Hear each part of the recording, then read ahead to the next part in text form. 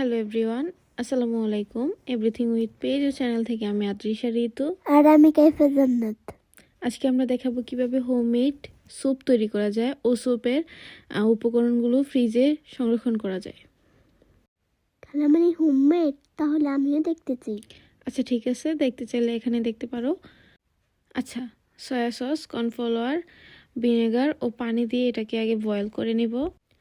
পরিমাণটা এখানে লিখে দিয়েছি, আপনারা চাইলে এটা নোট করতে পারেন।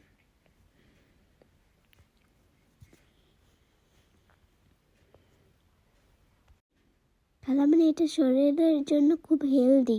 হ্যাঁ, সেই জন্যই তো সবাইকে টিপসটা দিচ্ছি।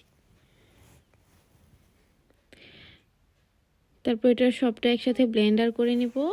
একদম মিক্স করার পর এটা আমি একটা মোল্ডের মধ্যে দিয়ে কিছুক্ষণ রেখে দেব।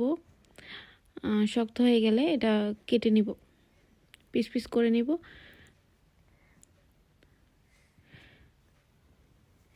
দেন আমি এটাকে একটা ফয়েল পেপারে পেঁচিয়ে ডিপের মধ্যে সংরক্ষণ করতে পারবো 6 মাস মতো। গরম পানির মধ্যে এই স্যুপটা দিয়ে, মানে এই টুকরোটা দিয়ে আমি মিক্স করে নিলেই হয়ে গেল স্যুপ।